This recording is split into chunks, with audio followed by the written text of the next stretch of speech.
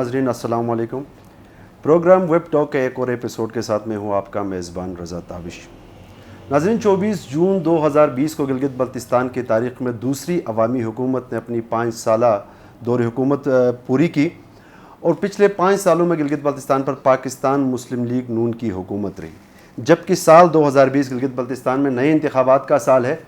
پچھلے 5 سالوں میں پاکستان مسلم لیگ نون کی حکومت کی کیا کارکردگی رہی اور آنے والے الیکشن کے حوالے سے ان کی تیاریاں کیسی ہیں اور کن مشکلات کا ان کو سامنا ہے، ان سمیت دیگر معاملات پر گلگت بلتستان میں بدلتی ہوئی سیاسی صورتحال پر بات کرنے کے لیے آج کے ویب ٹاک میں ہمارے ساتھ ایک بہت ہی اہم سیاسی شخصیت تشریف فرما ہے. گلگت بلتستان کے سابق وزیر اعلیٰ محترم قاری حافظ حفیظ الرحمان صاحب. السلام علیکم سر. آپ کی سیاسی صلاحیتوں کا آپ کے مخالفین بھی معترف ہیں. سب سے پہلے تو سر ہم آپ کو خوش آمدید کہتے ہیں اور شکریہ ادا کرتے ہیں کہ آپ نے ہمیں وقت دیا. سر بڑا سادہ سا اور سمپل سوال سے آغاز کرتے ہیں کہ آپ کے دور حکومت میں آپ کو ایک کمزور اپوزیشن کا سامنا کرنا پڑا.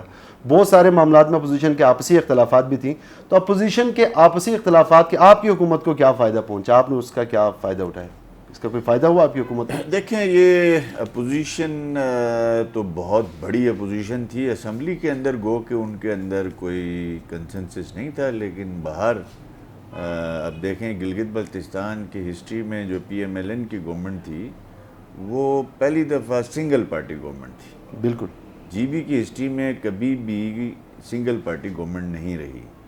اب پی ایم ایل این اکیلی گورنمنٹ میں تھی اور تقریباً 7-8 پارٹیاں جو ہیں وہ اپوزیشن میں تھی. گو کہ ان کے کسی کا 1 ممبر تھا، کسی کا 2 تھا، لیکن پبلک میں مختلف جگہوں میں ان کی پریزنس تھی.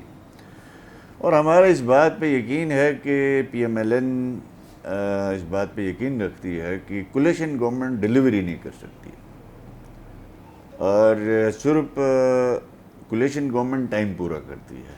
اس وقت آپ ملک میں دیکھ رہے ہیں جو خان صاحب نے جو ایک بانمتی کا کنبہ جمع کیا ہے، اس کی بنیادی وجہ یہ ہے کہ وہ وزارتوں کے جھگڑے آج 2 چھوڑ کے چلے جائیں گے، وہ ڈیلیوری ان سے ہو نہیں رہی ہے. بس وہ حکومت بچانے کے لیے ہر کمپرومائز کیا جا رہا ہے. الحمدللہ جی بی میں ہمیں اس طرح کی صورتحال کا سامنا نہیں کرنا پڑا. اور ہم سے پہلے جو پیپلز پارٹی کی گورنمنٹ یہاں پہ رہی وہ بھی ایک کولیشن گورنمنٹ، خواہ مخواہ کے کولیشن، حالانکہ ان کے پاس عددی اکثریت تھی. زرداری صاحب نے وہاں پہ ایم کیو ایم کو ساتھ رکھنے کے لیے ان کو کہا ان کا ایک وزیر بناؤ، پی این ڈی کی وزارت ان کو دے دی گئی. مولانا فضل الرحمان صاحب کی جماعت کو وہاں اپنے ساتھ رکھنے کے لیے کہا کہ یہاں ان کو وزارت دے دو، صحت کی وزارت ان کو دے دی گئی. ساجد نقوی صاحب کو وہاں اپنے پاس رکھنے کے لیے ادھر دیدار صاحب کو وزیر بنا دیا گیا. اور بشیر جو ہے وہ کاف لیگ کا چودھریوں کو ساتھ رکھنے کے لیے ایک وزارت ورکس ان کو دے دی. تو پیپلز پارٹی کے پاس 2 وزارتیں رہی تھی، ایک فوڈ اور ایک تعلیم. تو ان جماعتوں کا نہ منشور ایک تھا، نہ ان کا پروگرام ایک تھا، نہ ان کی جو ہے وہ سوچنے سمجھنے کی نظریاتی صلاحیت ایک جیسی تھی، جس کی وجہ سے آپ نے دیکھا ان 5 سال میں ہم ہمیشہ کہتے ہیں کہ اگر کوئی پروجیکٹ ہے تو لاؤ، نہیں ہے. کوئی ریفارمز ہوئی ہیں تو وہ لے آؤ، وہ نہیں ہے. تو ہمیں جی بی کے عوام نے جو 2/3 majority the single party government کا نتیجہ انہوں نے دیکھا. 5 سال پیچھے رہا، جو بدامنی سے ہم امن کی طرف آ گئے، ڈیولپمنٹ نے ارتقائی سفر طے کیا. تو یہ سنگل گورنمنٹ کے نتیجے میں اپوزیشن میں بدقسمتی سے بعض جماعتیں ایسی ہیں ہماری تھی کہ جن کی میں ایک سیاسی کارکن ہونے کے ساتھ ساتھ ایک انسان ہونے کے ناطے میں اس بات پہ یقین رکھتا ہوں کہ ہم سیاسی لوگ اگر صحیح راستے پہ چلیں تو لوگوں کے لیے آسانی ہوگی. ہم جذباتی نعرے لگا دیتے ہیں، ہم وہ باتیں کرتے ہیں کہ جو ہمارے مینڈیٹ میں نہیں ہے، کل وہ ہم ڈیلیور نہیں کر سکتے صرف لوگوں کے ووٹ لینے کے لیے. کوئی حق حاکمیت کی بات کرے گا، کوئی کہے گا کہ یہ زمینیں آپ کی ہیں، کوئی کہے گا کہ ہم آپ کو آئینی صوبہ دلائیں گے، ہمیں ووٹ دو. بھئی اس اسمبلی نے تو صوبہ نہیں بنانا ہے نا جس کا آپ الیکشن لڑ رہے ہیں. اس اسمبلی کے مینڈیٹ سے باہر کوئی بات کرتا ہے سمجھ لیں وہ جھوٹ ہے. ہاں اگر اس اسمبلی کے اختیارات میں کوئی کام ہے، اس کے لیے مینیفیسٹو میں کوئی بات ڈالی جاتی ہے اور لوگوں سے کہا جاتا ہے تو وہ پھر بات یقینی ہو سکتی ہے. جو کام نیشنل اسمبلی کا ہے یہاں پہ لوگ کہتے ہیں ہمیں اس کام پہ ووٹ دیں. سر چونکہ آپ نے امن کے حوالے سے بات کی کہ جب پاکستان مسلم لیگ نون کو 2/3 میجورٹی ملی, تو ایک بہت بڑی وجہ ڈیلیورنس کی یہ بھی بنی. اور یہاں پہ سب سے بڑی جو آپ کو کامیابی ملی وہ پیس مینٹیننس ہے. جبکہ پیس مینٹیننس کے حوالے سے جو مذہبی قیادت ہے وہ لوگ, ان کا کہنا ہے کہ ہم بھی اس کے بڑے اسٹیک ہولڈرز ہیں, اور آپ کی حکومت سے ہمیشہ گلا رہی کہ آپ نے ان کو اس حوالے سے کبھی کریڈٹ نہیں دیا. ہمیشہ جب بھی آپ بات کرتے تھے تو آپ نے ہمیشہ اس کی کریڈٹ حکومت کو دینے کی کوشش کی ہے. دیکھیے, ڈرائیورنگ سیٹ پہ گورنمنٹ بیٹھتی ہے, اگر بدامنی ہوتی ہے تو اس کا الزام کیا یہ لینے کے لیے تیار تھے؟ انہوں نے کہنا تھا ان کی نااہلی ہے. ڈرائیورنگ سیٹ پہ گورنمنٹ بیٹھتی ہے, کریڈٹ ڈس کریڈٹ اس کا ایشو ہوتا ہے, چونکہ ووٹ لینے ہوتے ہیں, ہم نے عوام سے, ہم نے ڈائریکٹ ہم الیکٹ ہو کے آئے ہوتے ہیں. ہم نے کوشش یہی کی, یقیناً میں سمجھتا ہوں اس پیس میں صحافیوں کا بھی رول ہے, آپ جیسے بھائیوں کا بھی رول ہے, سول سوسائٹی کا رول ہے, علماء کرام بعض, سب نہیں, بعض نے تو یہاں فساد فی الارض کی پوری کوشش کی. ان کی اگر میں آپ کو ریکارڈنگ سنا دوں, ان کے ان 5 سالہ ان کے بعض کے جو ہے وہ تقاریر سنا دوں, انہوں نے کوئی حربہ نہیں چھوڑا کہ لاشوں ملیں اور اس پہ ہم سیاست کریں. ہم نے ریسٹینٹ سے کام لیا, ہم نے ان سے لڑنے کے بجائے ہم نے صلح جوئی سے کام لیا. دیکھیں, اس کے پیچھے یہ تھی, ماضی میں کیا ہوتا تھا, یہاں پہ ہوتا یہ تھا کہ اگر کہیں پہ کسی بھی فرقے کے خلاف کوئی وائلیشن ہوئی یا کسی انسانی جان چلی گئی تو اس کا مقدمہ درج اس وقت تک نہیں ہوتا تھا جب تک کہ اس طبقے کے لوگ, اس فرقے کے لوگ سڑکوں پہ نہ آئے. پھر مشکل سے کوئی مقدمہ درج بھی ہو جاتا تھا تو اس کے بعد جو ہے وہ جرگے کے حوالے کیا جاتا تھا. وہ بالکل, ہم یہاں کوئی قبائلی علاقہ نہیں ہے, اور وہ جرگوں کو دیا جاتا تھا کہ آپ نے بس جی ان کے صلح صفایا کرانا ہے. تو وہ جزا سزا کا نظام جو ریاست نے اسٹیبلش کرنا ہے وہ یہاں پہ نہیں تھا. ہم نے گورنمنٹ سنبھالنے کے بعد ہم نے فیصلہ کیا اب ڈی سی ایس پی اپنا کام کریں گے, یہاں پہ اب کوئی فیصلہ آپ کے تھرڈ فورس نہیں کرے گی. لہذا اگر کہیں وائلیشن ہوتی ہے تو ریاست خود ایکشن میں آئے گی, کسی کے واویلا کا انتظار نہیں کرے گی. اور ایک یہ چیز بھی تھی, اور الحمدللہ ان 5 سال میں ہم نے مفاہمت بھی کی ہے کئی مذہبی طبقوں کے ساتھ, اور ان کو بات سمجھایا بھی ہے, ان سے میٹنگ بھی کی, اور ان کی جائز بات مانی بھی ہے. دوسری بات یہ لکھی پڑی بات ہے, دیکھیں یہ بات مسلمہ ہے کہ توپ سے, آپریشن سے, ڈنڈے سے پیس نہیں آتا. بالکل, ریاست نے اگر فیصلے انصاف سے کیے تو اللہ کی مدد بھی شامل ہوتی ہے, اور لوگوں کو فساد کی کوئی وجہ سمجھ نہیں آتی. اگر میں بیٹھ کے چیف منسٹر تھا, اگر میں سارا کام جو ہے وہ اس حلقے میں کر دیتا, یا اپنے اہل سنت کمیونٹی میں کرتا, میں اسکردو کچھ نہیں کرتا, میں گانچے کچھ نہیں کرتا, میں استور کچھ نہیں کرتا, میں نگر کچھ نہیں کرتا, یا جو ریکروٹمنٹ ہے وہ ہم میرٹ پہ نہ کرتے, ایک طبقے کو لیتے, تو اس کا جو ہے وہ بھی اثرات ہوتے ہیں نفرت کے دلوں میں. تو الحمدللہ ہم نے 1 تا 5 سے لے کے آپ کے 16 سکیل تک ساری ریکروٹمنٹ جو ہے وہ NTS, CTSP اور FPSC اس کے تھرو ہم آئے, جس میں جو ہے وہ بعض دفعہ ہمارے بدترین مخالف, آپ پوچھیں گے کسی دن کہ NTS میں جب ہم نے بدترین ہیں تو یہ پیپلز پارٹی کے جو صدر ہے اس وقت, اس کی بہن جو ہے وہ اس میرٹ پہ آئی, اپنے دور حکومت میں نہیں آ سکی. آپ پر یہ الزام بھی لگایا جاتا ہے کہ CTSP جو کہ ایک غیر معروف ادارہ ہے پاکستان کا, اس کو آپ نے گلگت بلتستان لائے اس لیے کہ آپ اپنے من پسند افراد کو نوازیں, تو اس حوالے سے آپ کیا کہنا چاہیں گے؟ میرے خیال CTSP نے کوئی 1100 کے قریب ریکروٹمنٹ کی, اس میں چیک کیے جائیں.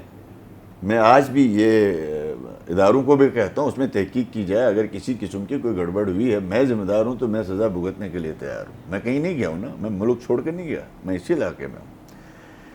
ایک پروسیس ہوتا ہے گورنمنٹ کا. NTS کو نیب کا کیس بن گیا, فیڈرل گورنمنٹ نے سارے صوبوں کو لکھا کہ آپ NTS کو کسی قسم کی یہ ریکروٹمنٹ میں آپ شامل نہ کریں. ان کے خلاف کوئی کیسز چل رہے تھے ایسٹس کے. ہم نے ابھی نئی ریکروٹمنٹ ایجنسی لینی تھی, ہم نے اخبار میں اشتہار دیا, پاکستان کی ٹاپ کلاس جو بھی رینکنگ, یہ ہمارا شیڈول ہے, اس میں جو ہے وہ جو ریکروٹمنٹ ایجنسیز ہیں وہ آئے, 5 ریکروٹمنٹ ایجنسیز آئی. اس کا جو سیکٹری تھا, جو سیکورٹی کمیٹی کا اور بیڈنگ کمیٹی کا, اختر رضوی صاحب آج بھی سیکٹری ایجوکیشن ہیں, بڑے سخت آدمی ہیں, بڑے دبنگ افسر ہیں. انہوں نے 8 مہینے لگائے, ٹینڈر ہوا, اس کے بعد ان کی ٹیکنیکل پہلے چیک کیا گیا, پھر اس کے بعد فائنینشیل کھلا, پھر اس کے بعد یہ ساری چیزیں ہوئی ہیں.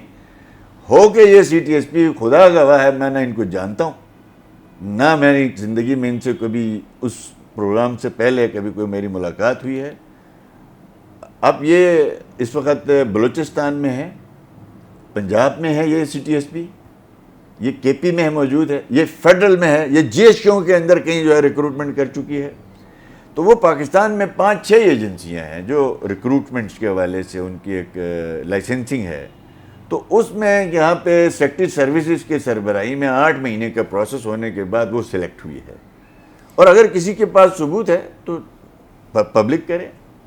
میرے بدترین مخالفین سی ٹی ایس پی کے انٹرویوز کے ذریعے، ٹیسٹ کے ذریعے لگے ہیں، این ٹی ایس کے ذریعے لگے ہیں. اگر میرے لوگ ہوتے تو شاید میں کچھ نہ کچھ تو ڈنڈی مارتا. ہم نے یہ عہد کیا تھا کہ ہم میرٹ کو، پھر ہم 1100 پوسٹیں ایف پی ایس سی لے کے گئے تھے. ہم چاہتے تو وہ بھی ان کو دے دیتے نا.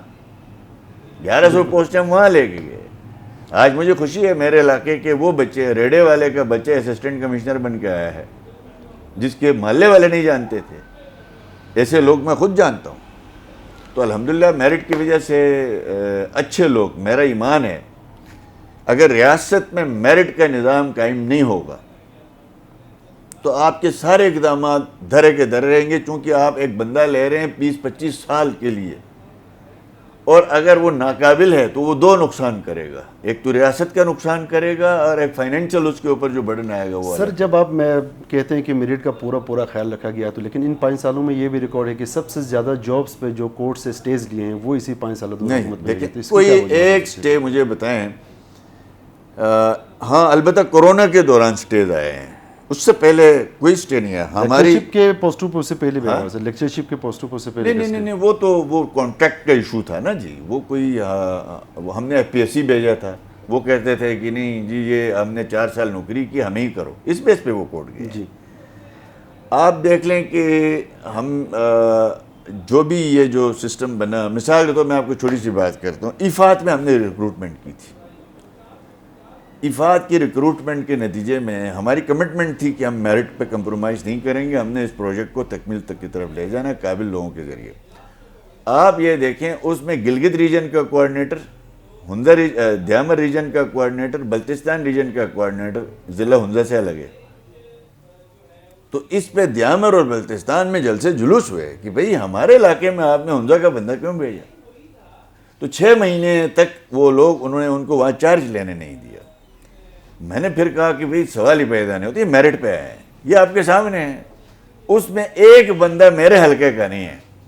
وہ تینوں کے تینوں جو ہے ہنزا سے تھے، چونکہ میرٹ پہ وہ سلیکٹ ہو گئے. سٹے کوئی ہمارے خلاف، ہاں 2 کیسز میں ہمارے خلاف گئے. ٹیچرز کی جو این ٹی ایس کے تھرو کیا، کورٹ میں گئے لوگ، ہائی کورٹ سے لے کے سپریم کورٹ تک لوگ ہار گئے. انہوں نے کہا اس سے ٹرانسپیرنٹ ریکروٹمنٹ نہیں ہو سکتی تھی.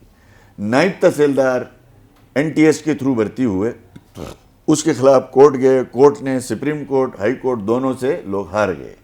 انہوں نے کہا اس سے زیادہ ٹرانسپیرنٹ کام نہیں ہو سکتا. ہاں اب یہ طریقہ کار اپنایا گیا کہ ہمیں ریکروٹمنٹ سے روکا جا رہا تھا. مختلف حربے ہوتے ہیں.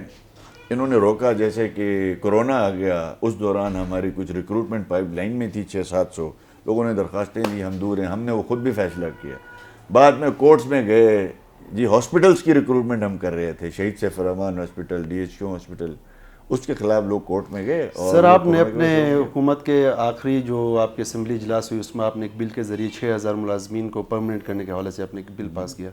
آپ پر یہ بھی تنقید کی جاتی ہے سر سیاسی حلقوں میں کہ یہ ایک پولیٹیکل سٹینڈ تھا، جبکہ گلگت بلتستان حکومت کے اندر اتنی کیپیسٹی نہیں ہے کہ 6000 لوگوں کو ایک ساتھ انٹرٹین کیا جا سکے. کیا گلگت بلتستان حکومت میں ایک کیپیسٹی موجود ہے؟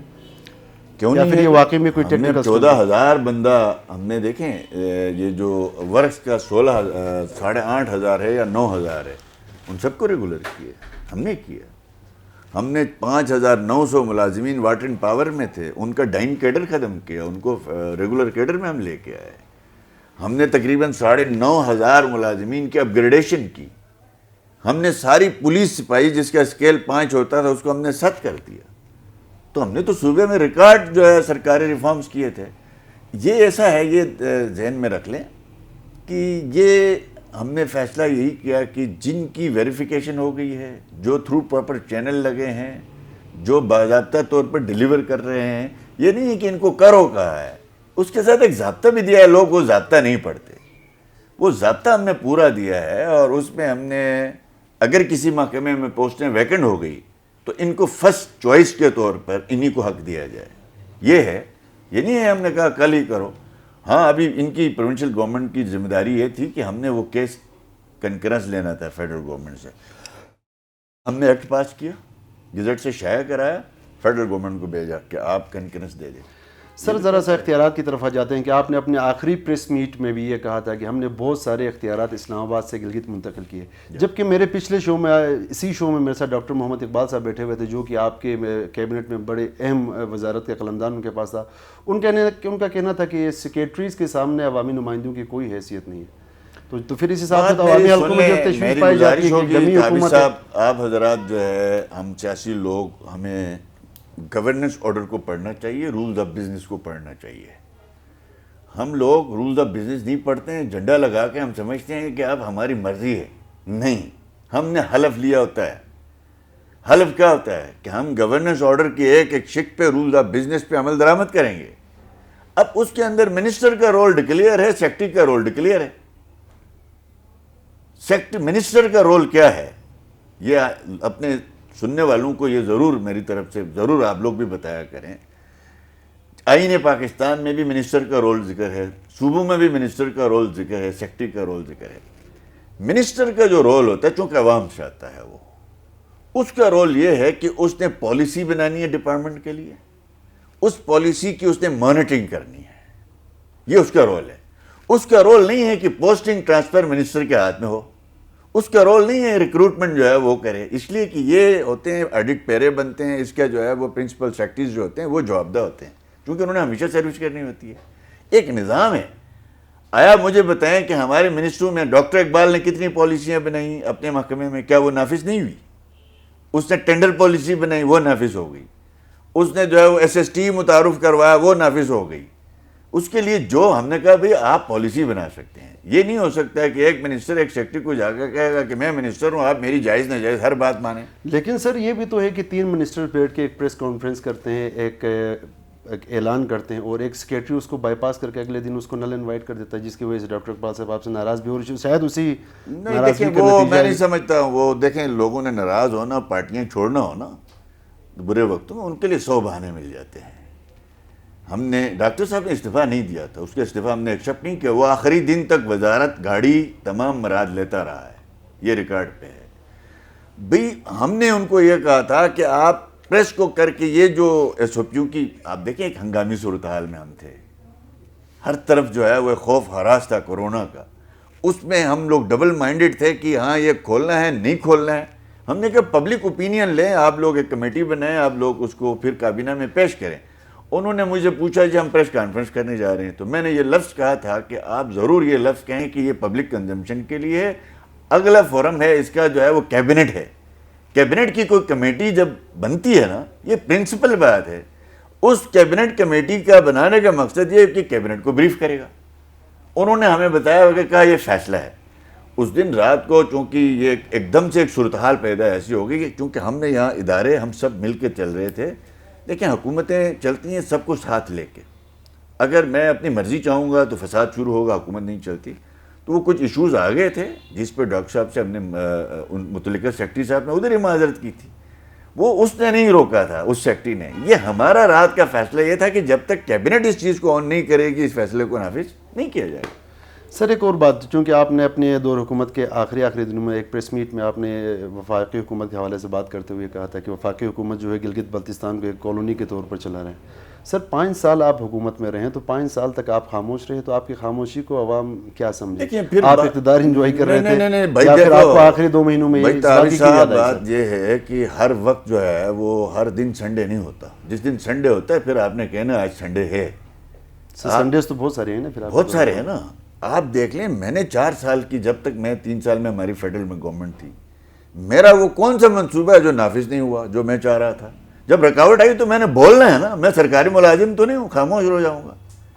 دیکھیں میں نے یہ کہا کہ میرا آج بھی چیلنج ہے. یہ چیلنج دیا تھا خاقان عباسی صاحب نے 2018 میں جی بی اسمبلی سے ایز وزیر اعظم ایڈریس کرتے ہوئے. جو اختیار جی بی کو ہم نے دیا ہے, اس سے زیادہ کوئی لایا تو ساری زندگی میں سیاست چھوڑ دوں گا.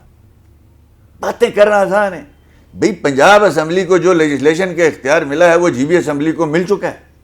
وہ کہہ رہے ہیں ہم نے کی ہے, ریکارڈ لیجسلیشن کی ہے. جو پنجاب کے چیف منسٹر کا اختیار ہے وہ آپ کے چیف منسٹر کا بھی اختیار ہے. اگر میں نائل ہوں نالائق ہوں کام نہیں کرتا ہوں تو وہ الگ بات ہے. اب آپ مجھے یہ بتائیں کہ جب 2018 میں یہ جو ڈرامہ پاکستان میں ہوا نئے پاکستان کی شکل میں, ہم نے خان صاحب سے جا کے گزارش کی ہمارے یہ معاملات ہیں. اس نے کہا کہ میں حاتم طائی نہیں ہوں, نواز شریف نے حاتم طائی بن کے آپ کو اتنے پیسے دیے ہیں. اس نے جب ہمارا گلگت چترال روڈ کاٹا, وہ اس کا کام ہے نا, وہ میرا کام تو نہیں ہے. یہ سمجھیں, یہ federal P S D P federal government بناتی ہے, اس کا پرنسپل اکاؤنٹنگ افسر سیکرٹری کشمیر افیئرز ہوتا ہے. جب ہمارے federal P S D P کے منصوبے کاٹے تو ہم نے چیخنا شروع کیا. نواز شریف صاحب کے آخری دور میں, شاہد خاقان کے دور میں فیصلہ ہوا تھا کہ صوبے میں 2 کنسولیڈیٹ اکاؤنٹ نہیں ہوں گے, ایک ہوگا. اس لہٰذا کشمیر افیئرز میں جو 3 ارب کونسل میں پڑے ہیں وہ جی بی گورنمنٹ کو منتقل کیے جائیں. اگلے ہفتے ہماری گورنمنٹ ختم ہو گئی, گزٹ سے شائع کروایا ہم نے. اور یہ گنڈے پور 5 سال وہ 3 ارب روپے پہ بیٹھا رہا, اس نے نہیں دیا. حق تھا آپ کا, ٹیکس کا پیسہ تھا آپ کا, اس کے لیے ہم لڑتے رہے. میڈیکل کالج جو پی ایس ڈی پی میں تھا وہ کاٹ دیا فیڈرل گورنمنٹ نے, میں اس پہ چیخا ہوں. انہوں نے وزارت امور کشمیر کو گلگت بلتستان پہ مسلط کیا. آپ نے 4 سال مجھے میڈیا میں بھی دیکھا ہوگا, آگے پیچھے دیکھا, مجھے منسٹری میں دیکھا آپ نے, وزارت امور کشمیر میں. وزیر امور کشمیر کو جی بی ہاؤس میں آپ نے پہلی دفعہ دیکھا ہوگا کہ وہ چیف منسٹر سے ملنے آیا ہو. سیکرٹری کشمیر افیئرز کو 122 دفعہ میں نے جی بی ہاؤس بلایا ہے, بھائی آؤ بھائی بات کرو, یہ ایشو ہے. اب جب انہوں نے ایک دم سے وہ سارا شفٹ کیا, پرنسپل اکاؤنٹنگ افسر واپس سیکرٹری کشمیر افیئرز کو بنایا جو ہم نے چیف سیکرٹری کو بنوایا تھا.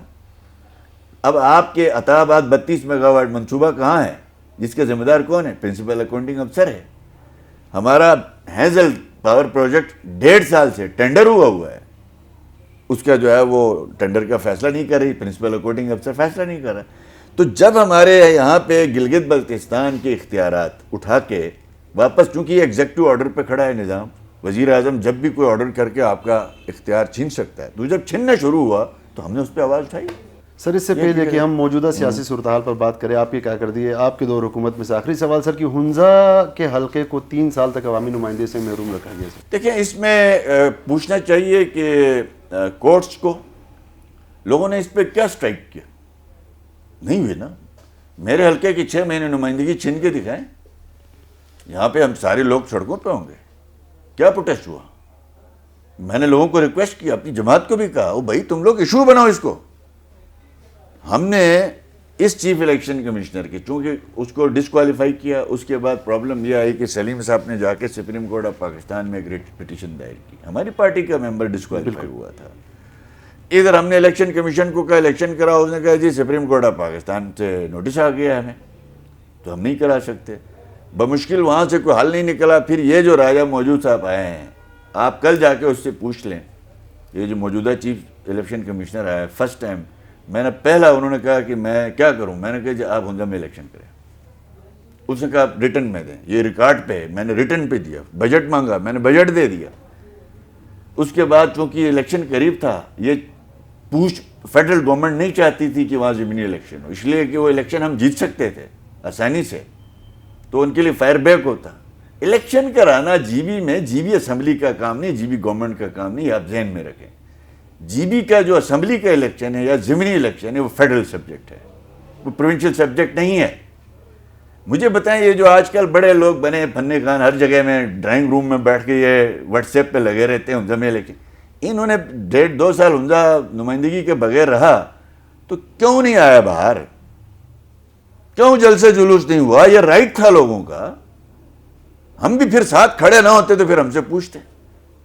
اب ایشو یہ ہے کہ زیادہ تر معذرت کے ساتھ میں عرض کروں گا, ہنزا میں ہمارے بھائی دوست جو ہے وہ بیٹھے رہتے ہیں اور وہ کہتے ہیں بس کوئی چیز تیار ہو کے آ جائے. یا وہ ایک طبقہ ہے ہمارا, بابو جان جیسے ہمارے بھائی, وہ پھر ایکسٹریمسٹ ہو جاتے ہیں اور اس کا پرابلم بنتا ہے بعد میں, اس کے جائز ناجائز سارے الزام پھر انہی پہ ڈالے جاتے ہیں. تو میں یہ سمجھتا ہوں کہ یہ فیڈرل گورنمنٹ کی چیف الیکشن کمشنر کی نااہلی کی وجہ سے وہاں پہ الیکشن نہیں ہوا. سر جب آپ نے بابا جان کا تذکرہ چھیڑا ہے, یہ تو بابا جان افتخار کربلا اور دیگر جو سیاسی اسیران ہیں ان کی رہائی کے لیے جب آپ کمپین کر رہے تھے تب تو آپ نے بڑے اپنے تقریروں میں کافی بار تذکرہ بھی کیا, لیکن جب آپ حکومت میں آئے تو آپ نے ان کی رہائی کے لیے کوئی اقدامات اٹھائے؟ اس کی بھی اصلاح کی ضرورت ہے, اس معاملے کی بھی. دیکھیں, گورنمنٹ ایگزیکٹو ہوتی ہے, کسی کے خلاف کوئی سزا نہیں ہوئی تو ہم فیصلہ کر سکتے ہیں. یار یہ میری گورنمنٹ آنے سے پہلے آپ کے ATC کورٹس اور ہائی کورٹس اور سپریم کورٹ سے سزائیں ہو چکی تھی. ایک ایگزیکٹو کا آدمی جو ہے وہ ہائی کورٹ کی سزا ختم کر سکتا ہے, وہ سپریم کورٹ کی سزا ختم کر سکتا ہے, لیکن اس کے باوجود میں نے حق میں آواز اٹھائی ہے. میں آج بھی کہتا ہوں وہ لوگ بے گناہ ہیں. میں نے اس وقت بھی کہا جب میں چیف منسٹر تھا. میں نے سپریم کورٹ میں جو ہے وہ ریویو پٹیشن کے لیے میں نے کہا جی ورثہ کو آپ داخل کریں. ہم سے وکیل گورنمنٹ پوچھے کہ میرا موقف وہاں پہ گورنمنٹ جائے گا. دیکھیں ایک عدالت کا فیصلہ ہوا ہے, میری گورنمنٹ آنے سے پہلے ہوا ہے. 3 عدالتوں نے فیصلے دیے ہیں.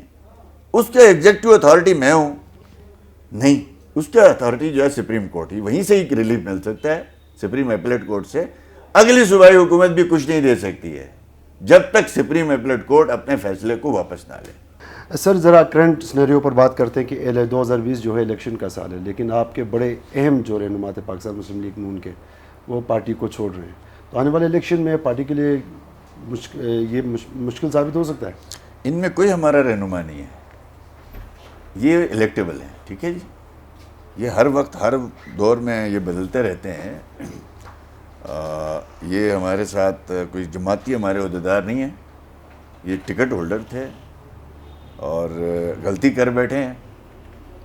بہت جلد ان کو خمیازہ بھگتنا پڑے گا. اور انشاءاللہ دیکھیں 2004 میں ہم یہاں پہ 8 ممبران اسمبلی تھے, ہمارے ساتھ چھوڑ کے چلے گئے تھے, میں اکیلا رہ گیا تھا. ٹکٹ جس کو دیتے تھے صبح کیوں لیگ میں ہوتا تھا وہ, اور الحمدللہ اسی جماعت کو ہم نے اور دوبارہ کھڑا کیا. ان 7 میں سے کسی کو ہم نے سوائے جانباز صاحب کے باقی سب کو نہیں لیا ہم نے. وہ آج ان کی سیاست, وہ بلدیہ میں الیکشن نہیں لڑ سکتے. تو یہ چلے گا. اور انشاءاللہ جس نے مسلم لیگ نون کے ساتھ ایز اے الیکٹیبل یہاں پہ وزیر رہ کے, اس کے بعد جو آخر کے دنوں میں ان کو یاد آ گیا یار یہ تو غلط جماعت ہے, تو انشاءاللہ آپ دیکھ لیں گے ان کا سیاسی مستقبل کہیں کا نہیں رہے گا. سر ہائی کورٹ کے آرڈرز کے باوجود ایک انسرٹنٹی ہے کہ مقررہ وقت پر الیکشن ہوں گے یا نہیں ہوں گے. اگر الیکشن التوا کا شکار ہو جاتا ہے تو کس پارٹی کو زیادہ فائدہ ہو سکتا ہے اور کن پارٹیوں کو زیادہ نقصان کا سامنا کرنا پڑ سکتا ہے؟ یہ آپ بخوبی جانتے ہیں کہ الیکشن فیڈرل سبجیکٹ ہے.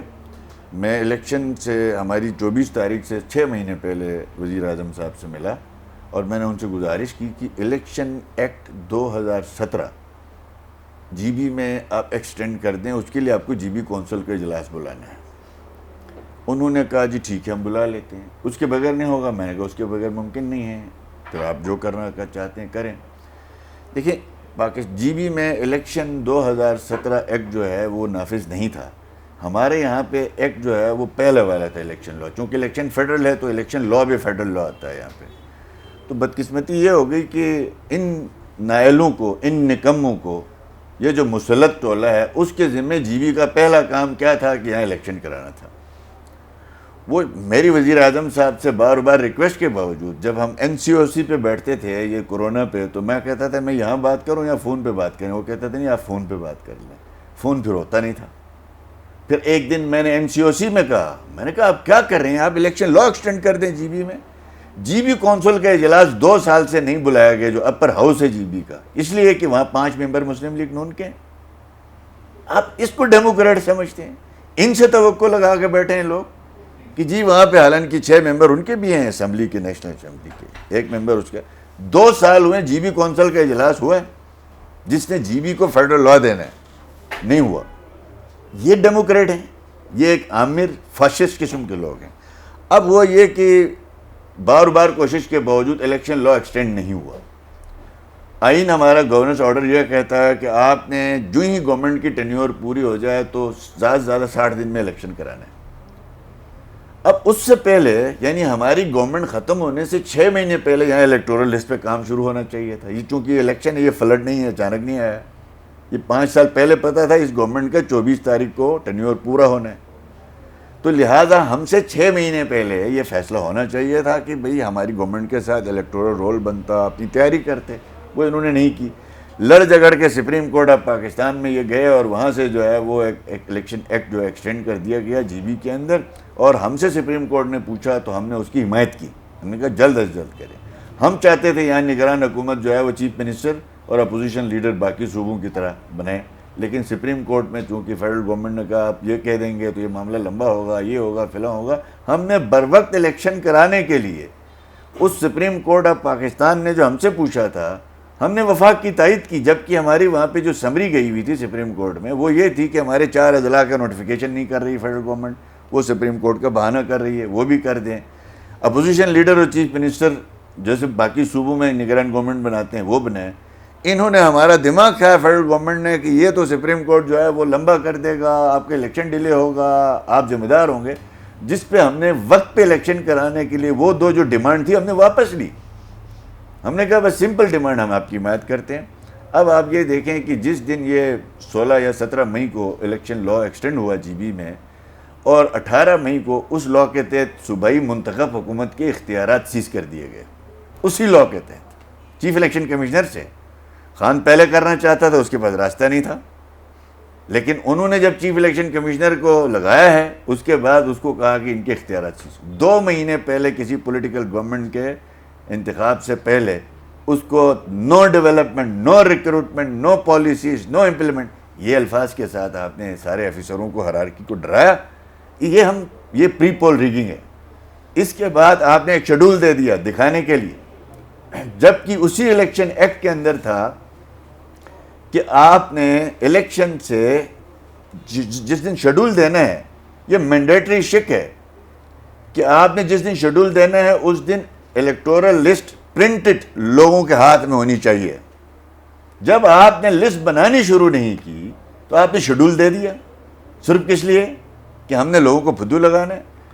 اس کے بعد جب انہوں نے کہا کہ ہم اب الیکشن نہیں کرا سکتے، ہاں میں نے چیف الیکشن کمشنر کو فون کیا، جب انہوں نے شیڈول دیا میں نے کہا جی ٹھیک ہے، میں فلاں تاریخ کو کاغذات نامزدگی وغیرہ شروع ہو رہے ہیں، میرا سیریل نمبر کیا ہے ووٹر لسٹ میں، میرا جو ہے وہ تائید کنندہ تجویز کنندہ اس کے سیریل نمبر دو۔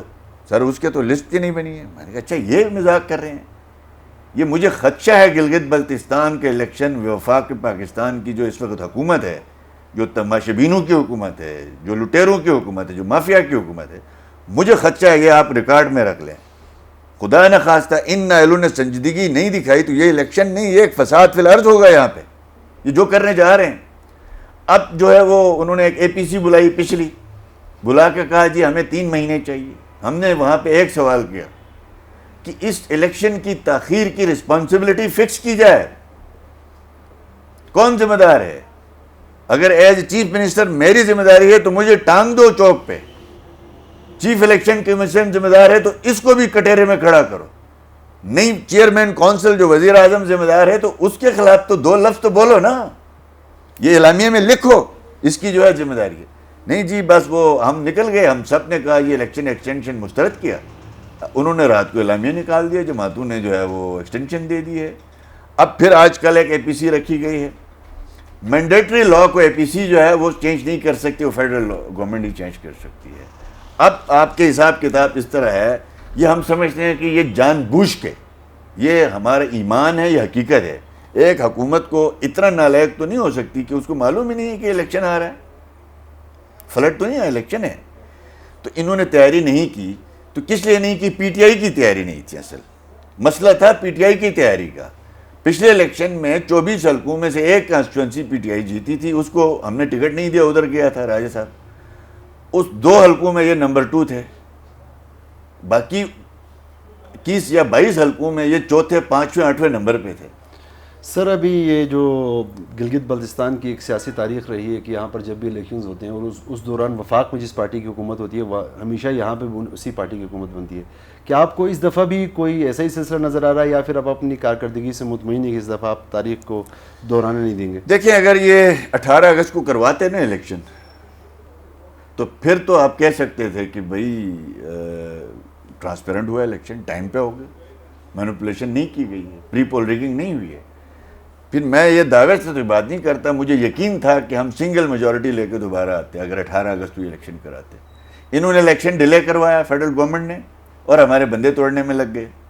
اب توڑے بندے ہمارے ہے نا آپ کے پاس، یہ 18 کو ہوتا تو یہ بندے ٹوٹ سکتے تھے؟ نہیں ٹوٹ سکتے تھے، انہوں نے بندے توڑے۔ چونکہ یہ ڈکٹیٹر رجیم ہے، ان کے ذہنوں میں یہ فطور ہے کہ بس آپ نے، اور ایک ٹکٹوں کا ایک جمعہ بازار وہاں لگا دیا۔ اب یہ ہے کہ میں یقین سے کہہ سکتا ہوں کہ الحمدللہ دیکھیں یہ یقینی بات نہیں ہے. 2004 میں یہاں کاف لیگ بنائی جنرل مشرف نے, مکے ہلا کے میرے حلقے میں 3 جلسے کیے اس نے. ادھر ہم سے ہمارے سارے الیکٹیبل چھینے انہوں نے. آپ کو پتہ ہے 24 سیٹوں میں جنرل مشرف کو تمام تر ریاستی اداروں کی بھرپور اس وقت کھل کے اس کے باوجود ان کو سیٹیں کتنی ملی تھی؟ 3. اور 11 آزاد ارکان کو راتوں رات پارٹی میں تھرو اداروں کے شامل کیا گیا اور گورنمنٹ بنائی گئی. مشرف نے تو گلگت بلتستان کے لیے کچھ نہ کچھ کیا تھا. انہوں نے کیا کیا؟ یہ دوسرا سال ہے نا جی. گلگت بلتستان کے بچوں کی فیس ری امبرسمنٹ ختم کر دی, یونیورسٹی کی فیسیں ڈبل ہو گئی, میڈیکل کالج گلگت بلتستان کا منصوبہ انہوں نے ختم کر دیا, عطا آباد 32 میگا واٹ کا منصوبہ پی ایس ڈی پی سے نکالا, 28 میگا واٹ گواڑی کا منصوبہ پی ایس ڈی پی سے نکالا, چلاس ٹیکنیکل کالج جو ہے وہ پی ایس ڈی پی سے نکالا. آپ کے جو ہے وہ اس کے علاوہ ہمارے جو گلگت چترال ایکسپریس وے جو ہے وہ پی سی 1 اپروو ٹینڈر ہو چکا ہے. ٹینڈر مرحلے میں انہوں نے اس کو 2 پورشن کر دیے, ایک کے پی ایک جی بی کا. کے پی کا ٹینڈر ہو گیا, جی بی کو پی ایس ڈی پی سے نکال دیا. ہمارے 3 بلین روپے انہوں نے جی بی کے جو ہے وہ وہاں پہ روک کے رکھے, ہمیں نہیں دیے. کشمیر افیئرس منسٹری کو امپاور کیا, وہاں پہ سیکٹری کشمیر افیئرس کو پرنس ہم نے بےدست کر کے رکھ دیا تھا. ہم ان کے کوئی محتاج نہیں رہے تھے. آپ کے جو ہے وہ پرنسپل جو اکاؤنٹنگ افسر چیف سیکرٹری کو کروایا تھا ہم نے, وہ دوبارہ انہوں نے بحال کر دیا. N F C council of common interest national finance commission میں ہم نے لڑ جگڑ کے آبزرویشن کی نمائندگی لی دی تھی آبزرور ممبر کی, وہ انہوں نے بائی نوٹیفائی ختم کر دیا. ابھی ایف پی ایس سی میں آپ نے دیکھا کہ ہماری لڑائی چلتی رہی, جب تک ہماری گورنمنٹ تھی وہ فیصلہ نہیں ہوا. ایف پی ایس سی کا جو کوٹا ہے, فیڈرل سروسز کا جو کوٹا ہے, پہلے ہمارا فاٹا کا مشترکہ تھا, ہمارے لڑکے وہاں 7-8 سیٹیں جیتتے تھے. انہوں نے جو ہے وہ اس دفعہ ہمیں بلایا, جی فاٹا چونکہ الگ ہو گیا ہے, کے پی میں مرج ہو گیا, لہٰذا ہم نے فاٹا کا کوٹا آپ سے الگ کر رہے ہیں. ہم نے کہا جی ہمیں آئین کے اعتبار سے نہ تولیں. میرا لا منسٹر بیٹھا ہے, یہ 11 میٹنگوں کے لیے گیا ہے, میں بھی ایک میٹنگ میں گیا ہوں. ہمارا اصول یہ تھا, ہم نے کہا جی ہمیں کہا گیا آئین کے اعتبار سے آبادی کی ریشو سے آپ کا 1% بنتا ہے.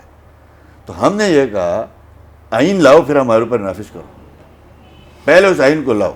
یہ آئین ہمیں نہیں دے سکے, اس آئین کا سہارا لے کے گلگت بلتستان کا کوٹا 1% کر دیا گیا. کل پرسوں نوٹیفائی ہوا, ہمارے دور میں نہیں ہوا, اس لیے کہ ہم 2.5% پہ کھڑے تھے. ہم نے کہا کم سے کم ایٹ لیسٹ ہمیں 2.5% دو, ہمارے نوجوان بے روزگار ہیں, فیڈرل سروسز میں ہماری نمائندگی کم ہے.